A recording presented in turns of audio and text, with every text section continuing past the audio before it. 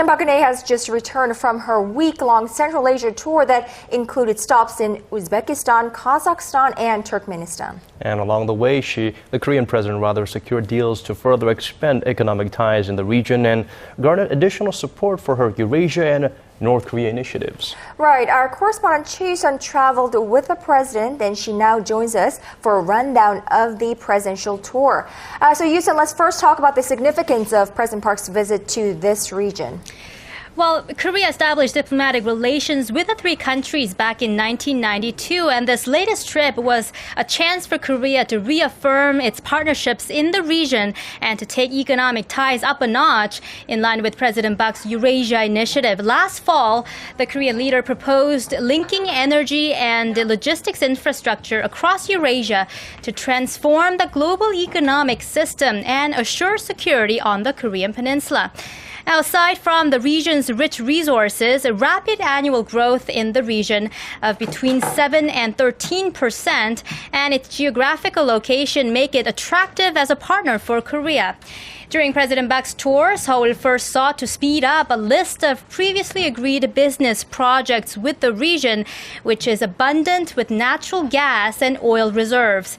They include $8 billion worth of gas development and liquefaction projects with Tashkent, thermal plant and petrochemical complex construction with Astana worth $10 billion, and chemical processing and gas desulfurization projects with Ashgabat totaling $5 billion. Seoul and Astana finalized a deal for Korea to operate their joint coal thermal plant for 20 years and for Kazakhstan to purchase generated electricity worth $18 billion. In the first ever trip by a Korean president to Turkmenistan, President Park secured rights to sell nearly $8 billion worth of high-density polyethylene and polypropylene, as well as sulfur produced from the two countries' previously agreed projects. Looking beyond existing cooperation, Seoul signed a deal to build a solar energy testbed in Uzbekistan, which is expected to help Korean businesses win solar plant construction orders in the future.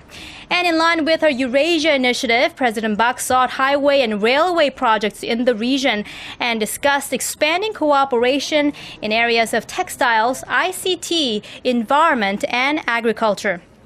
Tashkent, Astana, and Ashgabat all endorse Seoul's Eurasia initiative, sharing the goals of diversifying their current resources-based economy, learning from Korea's IT and manufacturing experience, and increasing cooperation with Korean small and mid-sized businesses. And here's how the Presidential Economics Secretary summed up last week's presidential tour. Under the title Eurasia Diplomacy, we believe the latest presidential tour kick-started the President Eurasia initiative based on a belief in cooperative economic cooperation.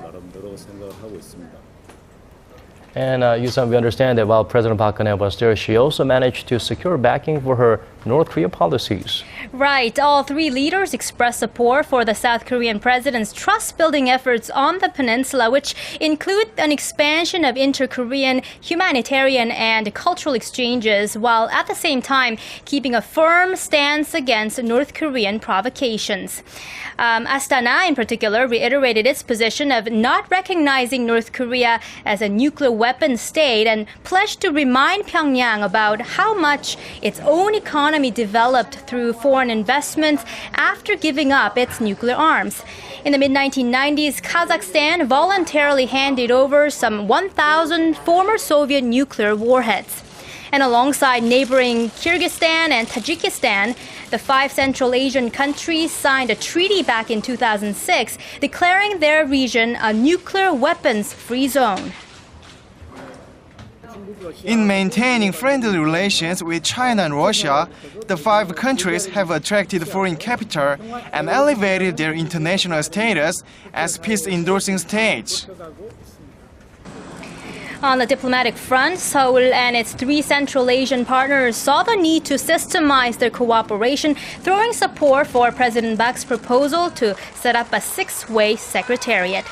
Korea is also seeking more cultural and people-to-people exchanges with the region, especially as there are nearly 300,000 ethnic Koreans residing in the three countries combined.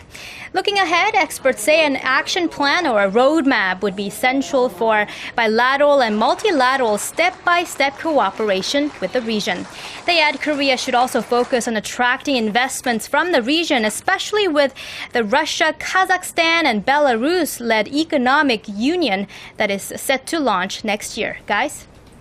All right, thank you so much, Yoo-sun, for that wrap-up. And we look forward to more reports out of the presidential office as the day progresses, as President Park Geun-hye surely has some domestic affairs to sort out. Thank you.